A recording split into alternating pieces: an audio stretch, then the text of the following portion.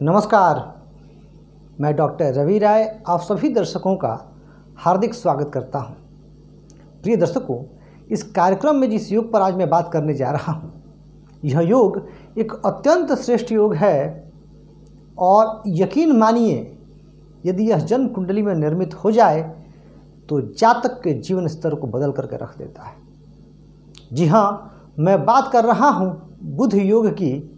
बुध योग एक वाकई में जबरदस्त राजयोग है, बड़ा ही श्रेष्ठ योग है और यह बड़ा उत्तम फल प्रदान करता है। आप लोग इसे बुधादित्य योग से कंफ्यूज मत होइएगा। बुधादित्य योग एक अलग योग है जिसमें कि बुध की उपस्थिति आवश्यक है। इस योग का नाम बुध योग है, लेकिन इसमें गुरु और चंद्रमा प्रमुख भूमिका में होते हैं। बुधादित्य योग पर मैं पूर्व में चर्चा कर चुका हूँ। बहुत कम लोग इस योग के बारे में जानते हैं, कम लोग सुने हैं, पर शास्त्रों में इसका वर्णन है और इसे हमारे ज्योतिष के जो आदरणीय पूजनीय विद्वान हैं उन्होंने भी चर्चा की है। इनमें कुछ नाम मैं रख लेता हूँ, जैसे doctor V Raman, doctor Narayan जस्टमाली। इन विद्वानों ने भी इस योग के बारे में बताया है। तो बुध योग एक श्रेष्ठ योग। तो सबसे पहले हम समझते हैं कि बुध योग के पूरे होने की क्या शर्तें हैं और फिर बुध योग का प्रभाव और फल क्या है, और फिर हम यह भी जानेंगे कि क्यों यह योग इतना श्रेष्ठ फल प्रदान करता है। तो देखिए, शास्त्र कहता है कि यदि लग्न में बृहस्पति हो, कितनी श्रेष्ठ स्थिति! लग्न, देवगुरु बृहस्पति सर्वाधिक शुभ ग्रह, और उनकी उपस्थिति कहाँ होनी चाहिए? लग्न में। यह प्रथम बात। दूसरी बात, बृहस्पति से केंद्र में चंद्रमा हो तो चंद्रमा स्वतः लग्न से केंद्र में हो जाएंगे, क्योंकि बृहस्पति लग्न में है। तो जब बृहस्पति से केंद्र में चंद्रमा, यह दूसरी बात है। तो क्या बन जाएगा? बन जाएगा गज केसरी योग। जब बृहस्पति से केंद्र में चंद्रमा होंगे तो निसंदेह गज केसरी योग बन जाएगा। और फिर कहा गया कि चंद्रमा से दूसरे भाव में राहु हों, तो चंद्रमा से दूसरे भाव में जब राहु होंगे तो स्वतः, क्योंकि राहु केतु आमने सामने होते हैं, तो चंद्रमा से अष्टम भाव केतु हो जाएंगे। और फिर कहा गया कि राहु जहाँ स्थित हो वहाँ से तीसरे भाव में सूर्य और मंगल हो, यानी राहु से पराक्रम भाव में, तब निर्मित होता है बुध योग। और बुध योग बड़ा ही श्रेष्ठ फल देता है। अब हमने समझने के लिए, मैंने आपको समझाने के लिए मैंने यह कुंडली ली है काल पुरुष की, मेष लग्न की। तो नियम था कि लग्न में बृहस्पति और बृहस्पति से केंद्र में चंद्रमा, तो चंद्रमा केंद्र में है। चंद्रमा से दूसरे भाव में राहु, तो चंद्रमा से दूसरे भाव में राहु है, और राहु से तीसरे भाव में सूर्य मंगल। अब हम लोग इसको मेष लग्न समझते हैं कि मेष लग्न में यह कैसा फल देगा, और लग्नों में लग सकता है। तो इसी लग्न को उदाहरण मान के समझा देता हूँ आपको।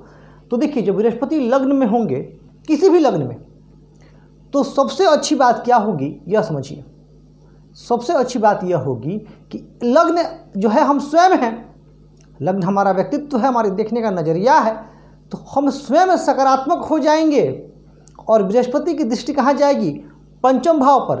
तो हमारी विद्या, बुद्धि, संतान और शिक्षा भी श्रेष्ठ, और नवम भाव पर हमारा धर्म और भाग्य भी श्रेष्ठ।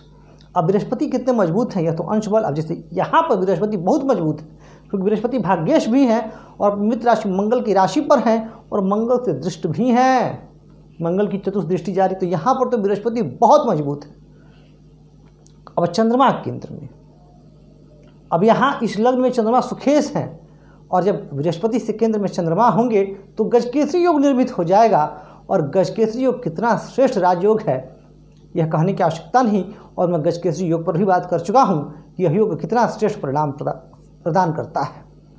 अब क्या कहा गया कि चंद्रमा से दूसरे भाव में राहु, चंद्रमा से जब दूसरे भाव में राहु हो तो चंद्र कुंडली की मान्यता होती है, जब राहु दूसरे भाव में होंगे तो हालांकि दूसरे भाव में राहु की स्थिति बहुत अच्छी नहीं मानी गई है, लेकिन कूटनीति को बना देते हैं और डिप्लोमेट बना देते हैं। कूटनीति वाणी का प्रयोग जातक करता है।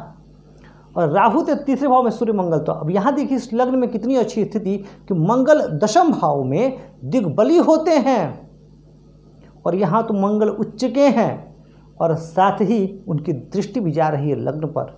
तो ये बहुत श्रेष्ठ स्थिति। और कहा गया है कि जिस भी जातक की जन्म कुंडली में बुध योग होता है, वह जातक अनेक शास्त्रों का ज्ञाता होता है।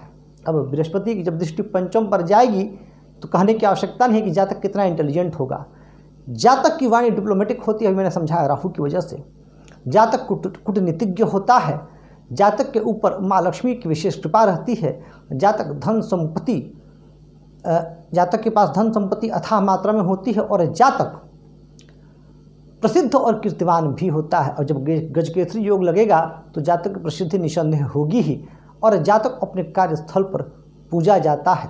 और यदि सूर्य मंगल की स्थिति अच्छी हुई, जैसे यहाँ मंगल उच्च राशि के हैं, तो जातक राजनीति में मंत्री, विधायक इत्यादि पदों को भी सुशोभित कर सकता है। यदि जातक व्यापार करे तो उसका व्यापार विदेशों तक फैलेगा। क्योंकि देखिए बृहस्पति और गजकेसरी योग, इन दोनों युतियों ने, इन संबंधों ने बृहस्पति और चंद्रमा का पूरी जो यह योग है, बुद्धि योग है, उसको और बल प्रदान कर दिया। बाकी योग भी महत्वपूर्ण है। यानी कुल मिला जुला करके देखा जाए तो बुद्धि योग वाला जो जातक है वह बहुत श्रेष्ठ सफलता प्राप्त करता है। शास्त्रों में यह भी कहा गया है कि जिसकी जन्म कुंडली में बुद्धि योग होता है वह वैज्ञानिक हो सकता है, और प्रसिद्ध वैज्ञानिक हो सकता है, सफल वैज्ञानिक हो सकता है, और साथ ही ये जो जातक होते हैं उनके रिसर्च में भी अभिरुचि होती है, और इनके रिसर्च के द्वारा जनमानस को काफ़ी लाभ भी मिलता है। अच्छे वक्ता होते हैं ये जातक, और समाज कल्याण के लिए बहुत कार्य करते हैं। जो बृहस्पति की दृष्टि 9वें भाव पर होगी तो जातक धर्म और परोपकार का कार्य करेगा ही। तो प्रिय दर्शकों, यह है बुद्धि योग, और आपको यह कार्यक्रम कैसा लगा कमेंट करके बताइएगा जरूर। और यदि आपके मन में भी किसी विशेष योग को लेकर के कोई जिज्ञासा है, या आप किसी विशेष योग के बारे में जानना चाहते हैं, तो कमेंट कीजिएगा। हमारा प्रयास रहेगा कि हम उस योग पर भी बात अवश्य करें। कहना चाहूँगा आपसे कि चैनल को लाइक करें, चैनल को सब्सक्राइब करें, वीडियो को लाइक और शेयर करके हमें अपना प्यार और स्नेह अवश्य दें। इस कार्यक्रम में इतना ही। धन्यवाद।